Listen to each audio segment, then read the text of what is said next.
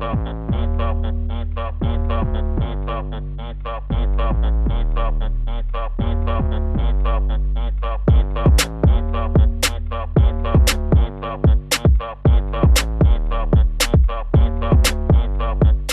right, so welcome to another episode of Bros Banter. And today, directly from the Bro War Room, we're talking total war. War on Canada, war in Ukraine. First topic of the day with my guest and co-host, Louis D. We're talking about how Justin Trudeau enacted the Emergency Act. Yeah, I'm not too sure I understand what happened exactly or why it makes, well, to me, it makes no sense whatsoever. I mean, from what I'm reading, a few of the provinces are even like telling the prime minister, don't get involved. We don't want anything to happen over here. We have it under control. But I mean, to me, I think it's political suicide. But I'm not an expert on the topic. I mean, I just think our prime minister has lost his mind. I mean, I think COVID's done some damage to him.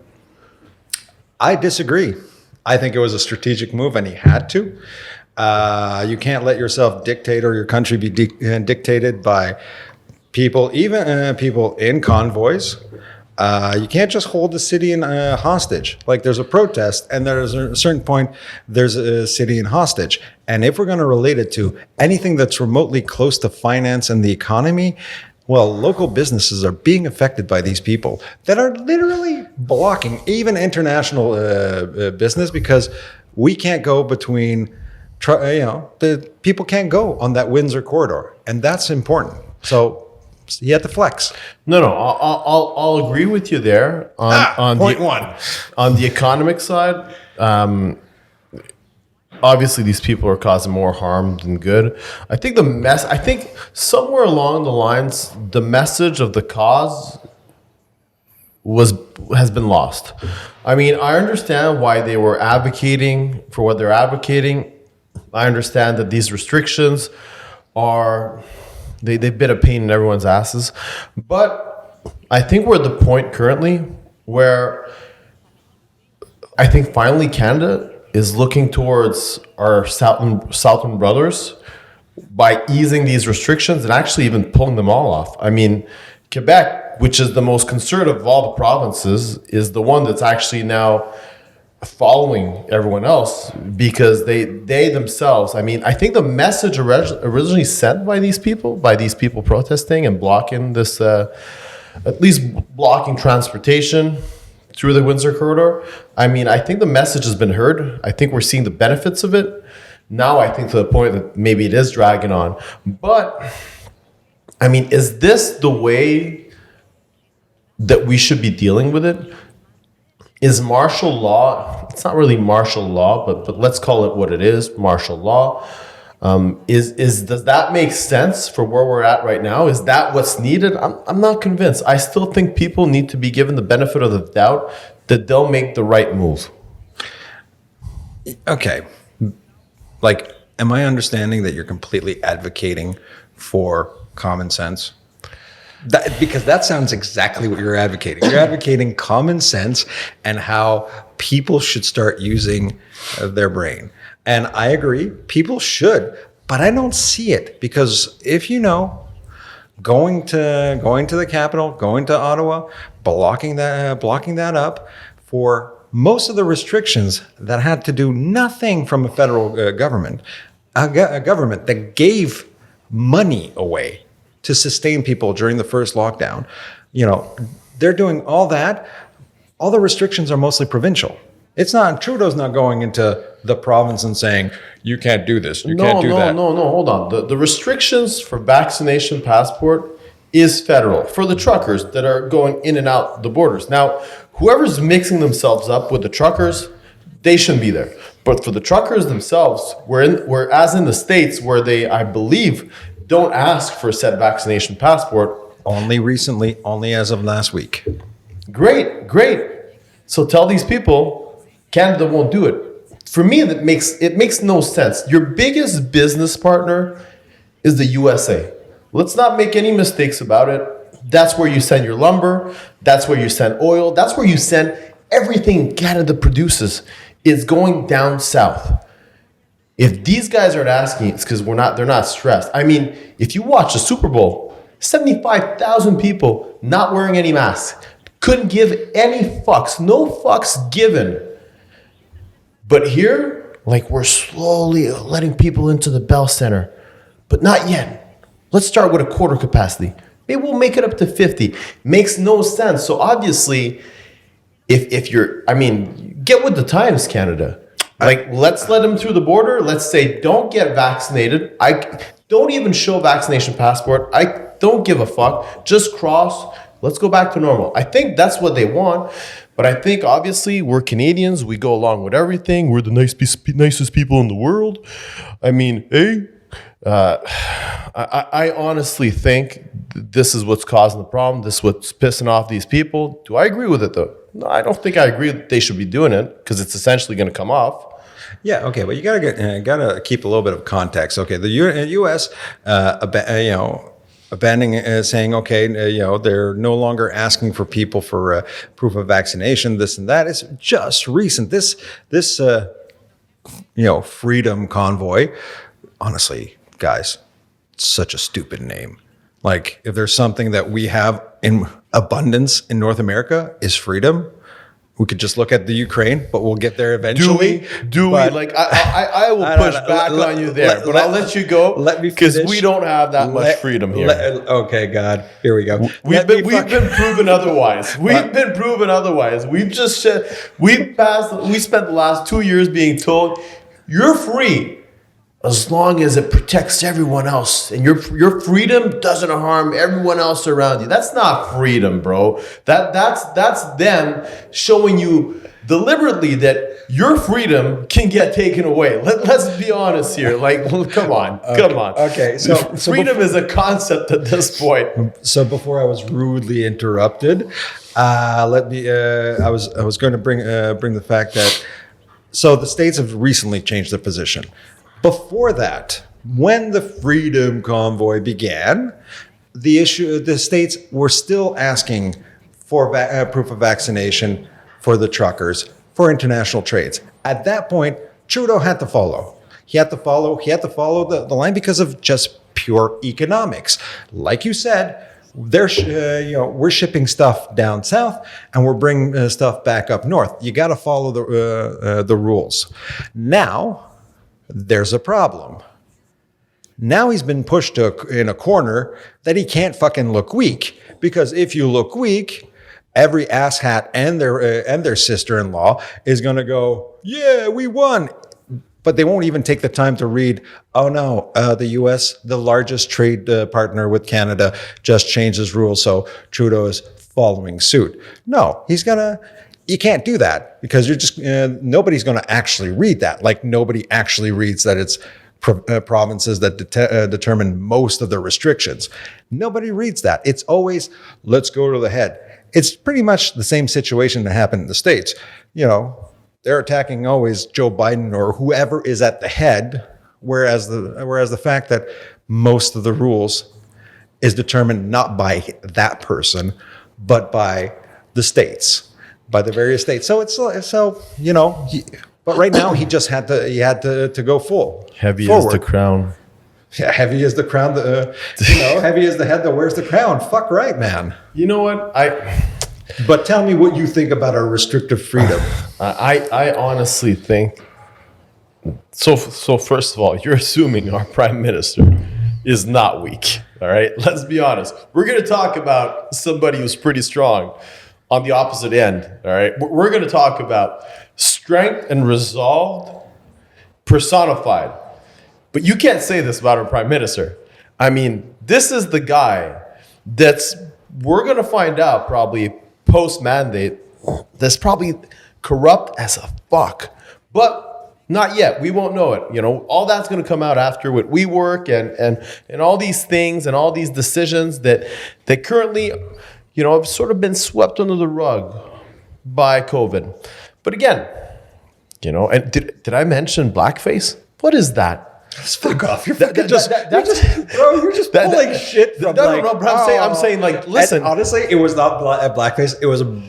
Yeah. I can't believe I'm gonna say it. I'm not gonna brown face, but it's like, bro, that doesn't. It's sounds pure.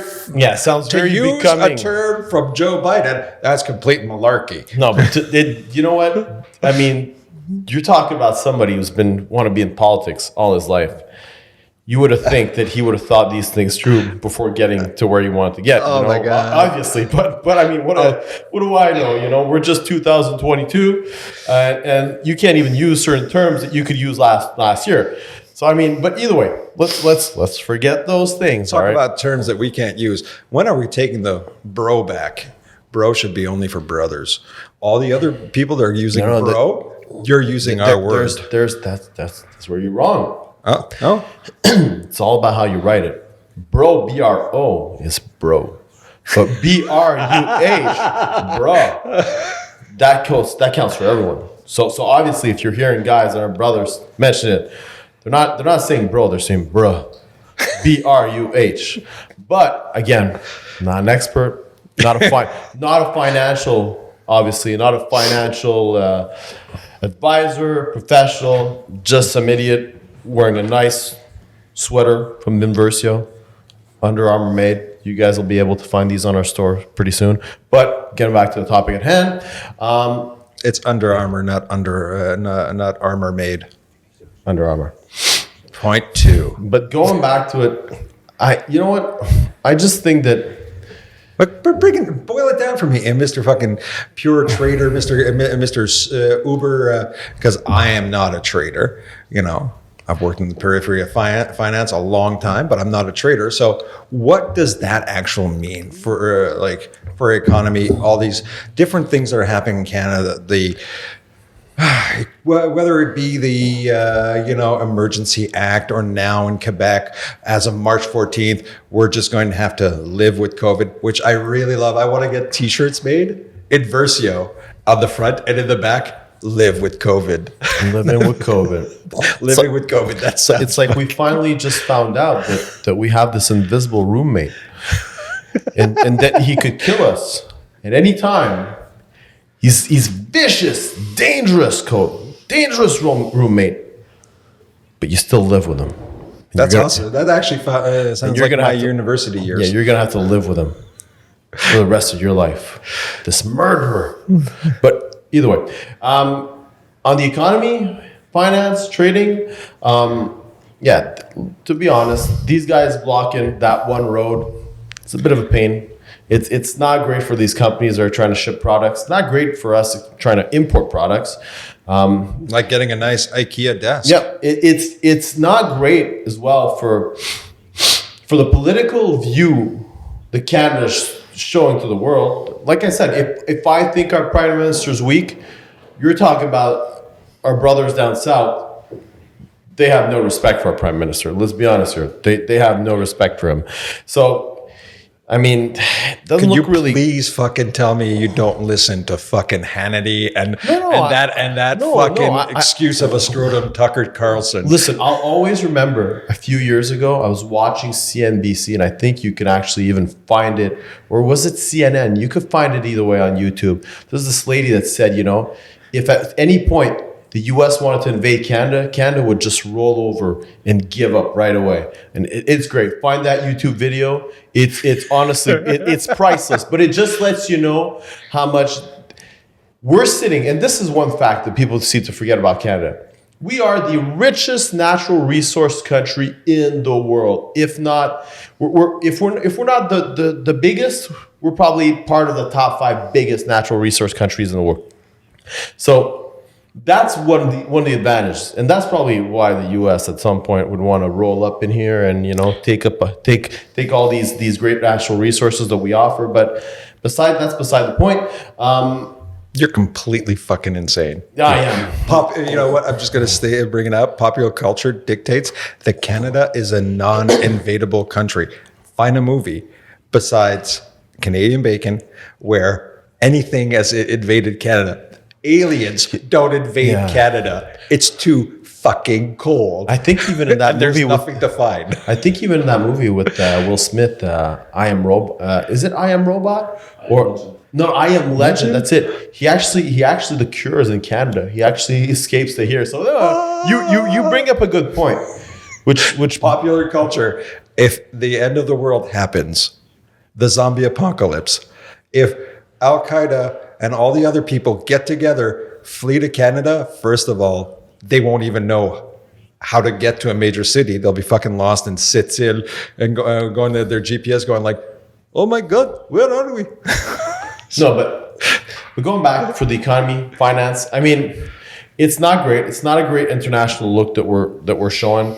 But since we're a resource country, I would say this has no impact on it. That has no impact on finances, no impact on anything. I would say the only potential issue is if I'm if I'm a company and I have my social seat or my head office in Canada, I'm possibly considering to move in the States. But then again, I mean, that's for the company's choice and what they want to do and what they want to portray to the world. And especially, obviously there's tax reasons and et cetera, and all these benefits that actually help your company. But just for pure look, I don't want to get out of Canada. I mean, it doesn't look good. These guys are making us look like idiots. Our prime minister is not making us look much better. You know what? This is a lose-lose for Canada right now. Lose-lose. It's not great. It's not a great look. Okay, so pandemic is rolling down, or apparently like provinces are deciding. I think Saskatchewan was another province that's saying like as of, they're using arbitrary date, February 28th versus March 1st to say, okay, no more vaccine passport. Matters, bro. No more that extra day matters. Absolutely. 28th is a Monday. 1st is a Tuesday. Wild shit happens on Tuesdays. You do it on a Monday. You don't do things on a Tuesday. The week starts Monday. Well, some people are doing Details it on Tuesday. Matter. Details matter. So restrictions are coming to an end. All this. Let's say I was like really, really smart in 2019 and I bought a shitload of pharmaceutical company stock and I bought a shitload of companies that produce anything that is COVID related or like infectious disease related, like hazmats, those fabled masks, the N95, Dump it. I'd say the writings on the wall, guys. Dump it. Because the heyday is gone. Get rid of it. So industrial cleaners, get rid of it. Like anybody that specializes Lysol. Well, that's Johnson and Johnson, but like that's going to be a big blow. For 2 years, they've been riding on like this pandemic fat wave. So pharmaceuticals, you're right. Pharmaceuticals have benefited from this pandemic like crazy. I mean, I think Clorox stock during the pandemic skyrocketed. Why? Because you got to kill those bacteria, bro. You got to kill COVID. COVID's everywhere. COVID's in the air. And you got to take a shot because according to former President Trump, a shot of Clorox will kill the bug. Yeah, I'm not sure that's too healthy, but, we'll. Bleach. Orange man bad. Orange man bad. Orange man, very bad. But okay. Dump. So whatever you've been invested in that was COVID related, that was locked down, benefiting. So meaning if you're in Uber Eats, DoorDash, even these home cooked meal companies, Good Food, We Cook, all these companies that have prepackaged meals. I mean, so you got to think about it. If we just take the food industry, food prices have shot up. Inflation, we all know this. We talked about it last time. Shot up. Now you're telling me, remember, if you go to the grocery store and you buy a chicken breast, that chicken breast on special will be a certain price. Let's say $4.99 a pound. But if it's marinated, it jumps up to $6.99 a pound. So remember, in the food industry, if you're a packaging food company like Good Food, you're going to see that same effect on your food. And that margin of profit is just going to dwindle down because people are just going to do the math and they're going to say, you know what? Why would I order all this packaged food when I could just go to the grocery store?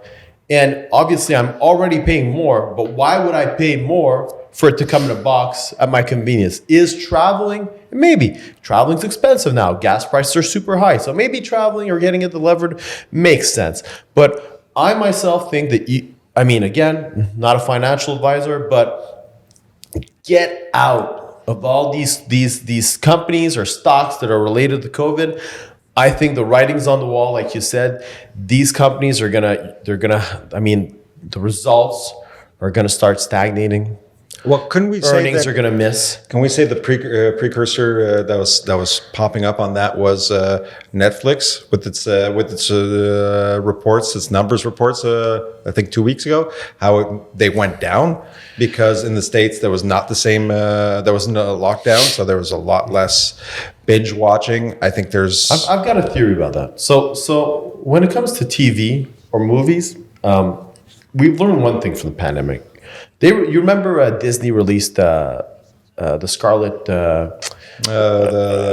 Black Widow. Yeah, Black Widow movie, and she actually turned around and wanted to sue Disney. I think even sued Disney because they went about it that route. Now everyone thought that all these companies like AMC, Disney, Netflix, all these let's call them movie producers now. Yeah, they are. Yeah, HBO. We're going to release movies at the same time through their networks that the movie theaters. I think this completely nullified. When we saw the results from Black Widow, I think this nullifies that whole argument. I think that people don't want to go see movies. They don't want to pay. They don't want to watch it on their TV. They actually still want to have that movie experience.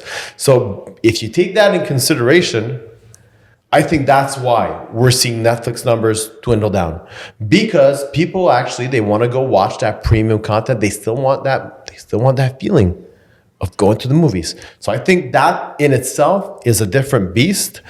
But again, I think if you're in something that's been benefiting from COVID, you got to get the fuck out. Yeah, absolutely.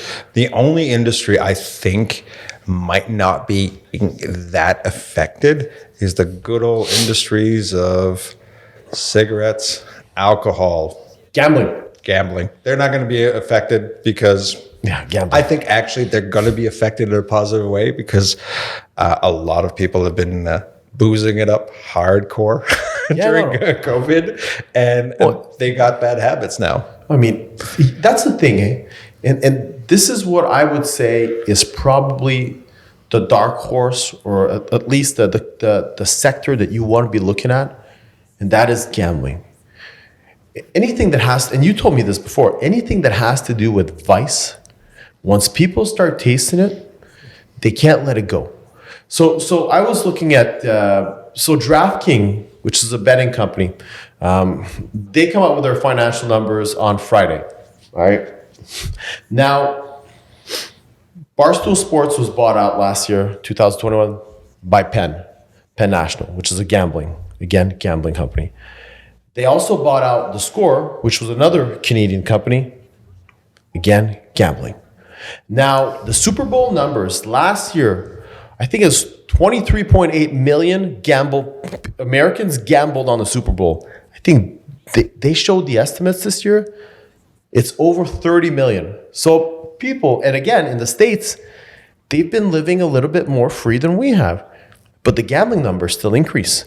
Again, it's like you told me all these years ago, vice. Once you get a taste for it, you don't want to kick that habit. And I think we're seeing huge emergence of that sector. I think the gambling sector is gambling and anything that has to do around it, which is online payments or online banking, where because you could do all this from your phone now. You could go out, have a beer with the bros, BRUH, bros. You can go out with these guys and you can actually, gamble on your phone, enjoy a nice beer, make some money. Same thing for trading, by the way. Trading, essentially, we call it speculating, but that's a fancy way of saying gambling. Yeah. That's because it's educated gambling. Yeah, and I don't want to talk about this too much because I want to talk about Ukraine, but what you just said is 100% true. It's just we're flipping terminologies on people. We're going like, well, no, you got to do your due diligence. When you invest in a company, you have to do your due diligence. Find out who the key people are running this, the resource, and this and that. Let's use the same languages to sports.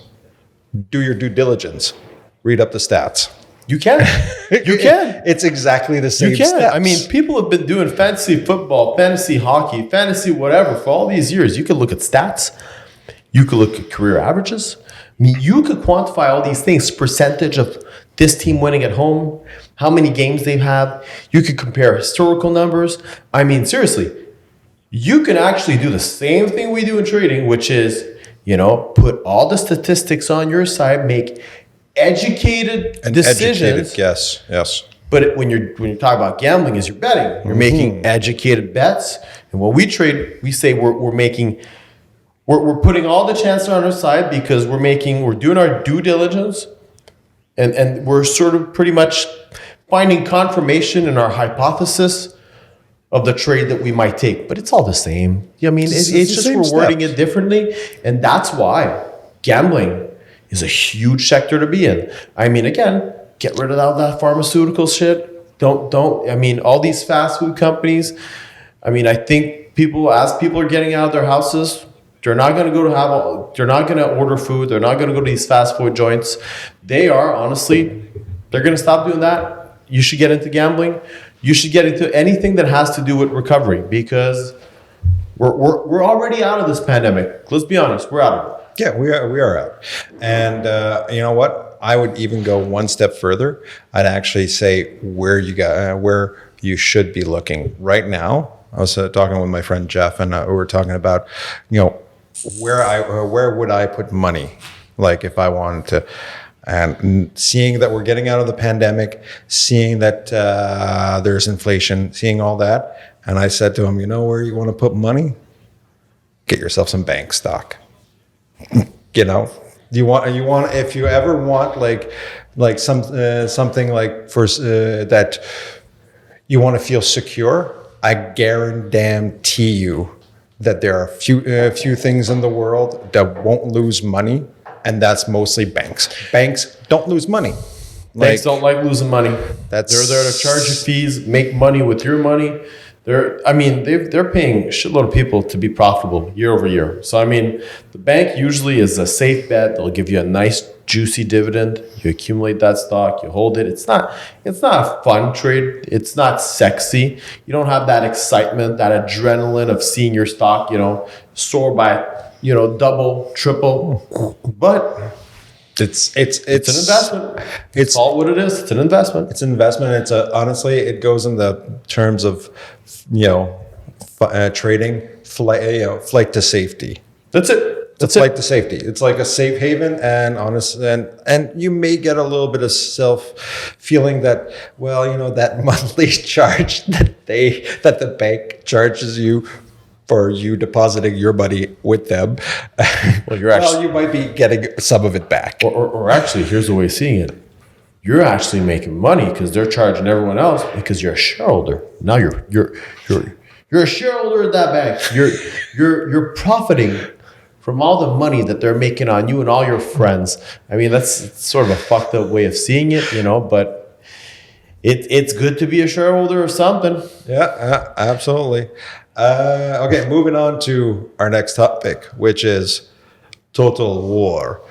Yeah. Dude. Russia versus the rest of the world, and we're not talking about Beijing Olympic hockey game. Oh no, this one's a big one. We're talking about a strong man from Russia, Vlad, the man Putin, going, "You fuck with me, I fuck back." He's a badass. Let's be honest. Honestly, I don't really like him. I think he's kind of like scary. Pooty's a badass. Like again, no fucks given. This guy is a total badass. Love him, hate him. This guy takes no shit. I mean, he's there mounting such a such a strong offensive on possibly invading Ukraine. it's so overwhelming, the numbers that he's got just waiting on the side, that it's got the whole world worried. And this guy is saying, I'll do what I'll do. Like, I don't fucking care. NATO, he's like, NATO who? The video you guys showed me just a few hours ago of him actually talking about the French Prime Minister Prime Emmanuel Minister. Macron comparing his 6-hour conversation as torture. Torture. He's there saying on international TV that the French Prime Minister talking to him in chambers was torture. I mean, if there's one thing Russians know, it's probably torture. Those are some strong words. Maybe he's going to be. Maybe the Kremlin's going to be revising their torture techniques. They're just going to Involve the import French. people with French. Yeah, let's get some more French immigrants in Russia. You know what? That's why they got Gérard Depardieu now. That's he's doing interrogations right now as we speak, and people are just spilling their guts. But let's make no mistake, though. This whole conflict, it's been a needle mover this week in the markets. I mean, I trade anything that I could trade, but I've been trading the S&P futures contract this week, and trust me, not a market you wanted to be in. No, swinging like crazy. I mean, just on Monday, I'm there, okay, I'll just step away from the computer. Boom, news comes out. Market dropped 300 points. Perfect. I'm like, okay, well, lost a bit of money. Ukraine, I guess they're going in there. Russia's going in there. Nope. Tuesday in the middle of the night, I think 2 a.m., 3 a.m.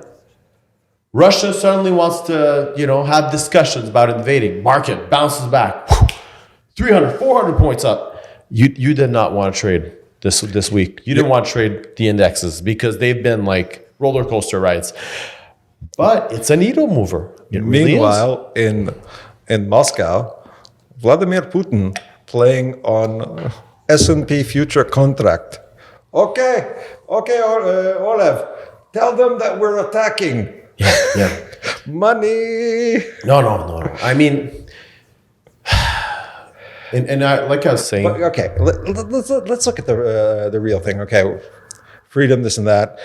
First of all, we're joking a little bit, but it's pretty scary what's happening in Ukraine. Yep. The people in Ukraine, I think I was talking to one of our people that works here. She actually has family in Ukraine, and she's telling me like some of her cousin, it's like the third time that they're literally boarding up their houses, getting ammunition, and getting ready for the potential invasion. And the question that nobody is really giving out the details is, why does Russia want Ukraine so bad? Tell us.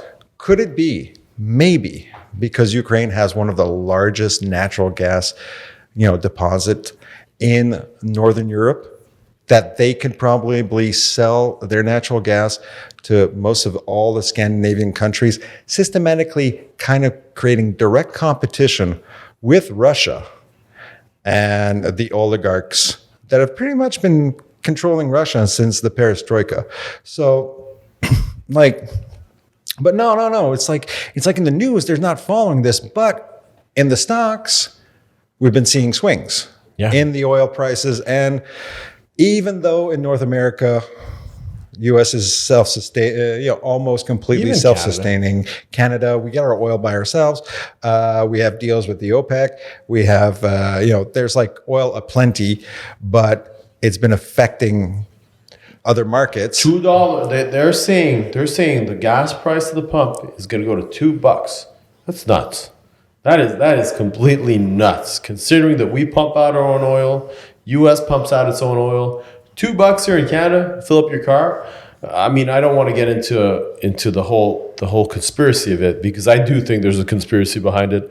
I do think that this market in Canada is completely fucked. It needs more regulation, needs more transparency. I think that obviously the whole EV or electrical car movement, the big automakers in there. To me, it sounds going full blown. No. To me, it sounds like it sounds like the narrative of electrical vehicles, being a must. We're going to save the planet by driving cars that, it's pretty dangerous and it's pretty costly for the environment just building these batteries in these cars. But let's forget about that. I think the narrative is being pushed, and we're seeing that push in the narrative show up at the pump. But again, if putting that conspiracy or my crazy thinking aside, Russia, no good right now for the pump, no good right now for your car, and for reasons that are beyond me, beyond you. I think $2 when we're self-sufficient. Absolutely. I think you're, without going completely nuts and thinking that Elon wants to slowly take over the world, because we all know that Elon doesn't believe in the metaverse, and he's going to leave that to Mark, and the real world is going to be Elon's world, and eventually we're going to work our debt off in Mars. So once we've accepted those facts as truth, we have to look at the reality, which is what happens. And it sounds really bad to say, but what happens in Ukraine should not have that much of an impact on our energy. I got a question. Elon versus Putin. Who wins? Street fight. Puti's ex-KGB. He was in Afghanistan. Yeah. He wrestled bare-chested bears. But Elon's scrappy. He's got that Elon's going to build a robot. He's on the specter. I mean, this guy, you never know. Elon. He's just going to build a robot, and the robot's going to kill Putin. He's like the MacGyver of billionaires. He's going to have a paperclip, electrical car battery, and next thing you know, you got a transformer ripping out. Russia, tearing through Russia and becoming Tesla. It's going to be the nation of Tesla. It could. No, wow. But you know what? And let's talk about how the world now, the U.S. stepping into it. They gotta. Sleepy Joe finally woke up after his old man nap. And he's telling Russia, Mr. Gorbachev, tear down that wall. Oh, Joe, we're in 2022. It's not Mr. Gorbachev. Sleepy Joe. Putin's in power. Yeah. Rasputin's in power. Sleepy Joe just said, don't invade. Don't do it, Putin. Don't do it. You think Putin cares? I mean, I think Joe Biden. I remember reading articles about Putin on Trump, and for some reason, he had a lot of respect for him.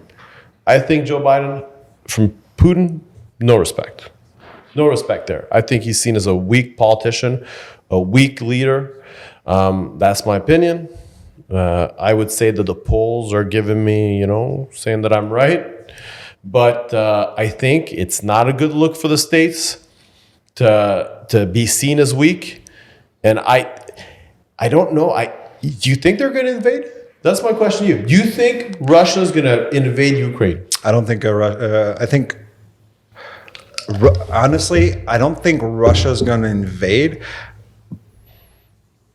because I really don't have a reason. It's completely optimism on my end. I don't think they're going to invade, just because I really don't think that the world has stomach for this level of war. Yeah, I would agree with that. That's the thing. I don't believe in that. And the only people that would are the Russians, because I don't even think the Chinese are, everybody's worried about the Chinese and South Korea a couple of years ago. And I'm like, I don't think there's an appetite for war at that level. And that's the thing, is that Putin, all these leaders are kind of like, it's playing a crazy game of chicken without actually, like, nobody's going to be like, you want to go?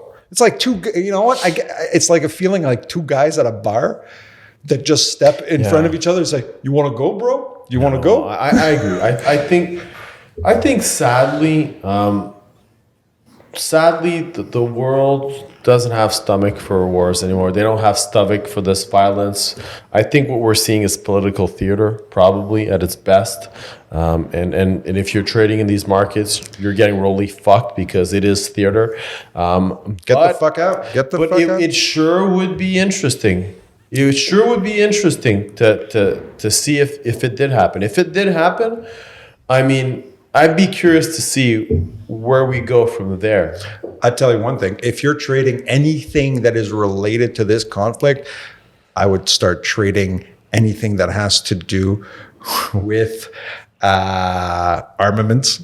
Yep. I would like you go if you can find that list on the World Wide Web, on the interwebs, that gives you all of the United States manufacturers. Yeah, you all can. the warmongers. I can look up their stock, and be like, they've been getting a healthy pop, just by this potential. So I mean, it's going to keep going because there's one thing about the prospect of war and the fear of war. It's not immediate. This conflict it happened like 4 years ago. It was still going on, and it's probably going to still go on for another 5-10 years. So we're almost seeing like a rehashing of a small Cold War, where it's like, are we going to do it? Are we going to do it? Hey man, I'm nuts. I'm still holding out for Orange Man to come back. You're absolutely nuts, but. As we stated earlier on this week in a conversation that we had in the office, these are strange times. I don't know at all what's going to happen from day to day.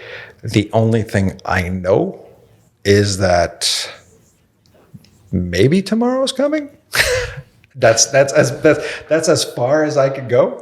Well, totally agree. And in the meantime, I would say trade things that are trade stocks that are coming out of this recovery phase. I mean, do that recovery trade and trade trade simple things. I think simple things like we always come back to natural resources, not sexy, but if the world continues going on, it's natural resources. You don't like our banter about electric cars? Fucking buy companies that do lithium. That's right. Lithium, nickel sulfide. Actually, go on Invercio.com. Look at this great company called Renford. They are on the mist, I would say, of probably solidifying one of Canada's biggest nickel sulfide claims. Keep an eye on them. Yeah. Keep an eye on them. I would say keep an eye on them. Definitely. If you're not going to invest the companies direct, the materials, like I said, Canada, resource country, invest in these penny stocks. Sometimes they could be, especially if they're in the metal sector and they're in the industrials, they're materials that we need. These companies, they get bought out and you make your money. And pandemic's coming to a close. Hopefully free trade is going to go back full steam. So lumber, pulp and paper, anything, that's related to commodity. That's it. We'll see a pop. So on that note, I think pop, we're out of here. We're out of here.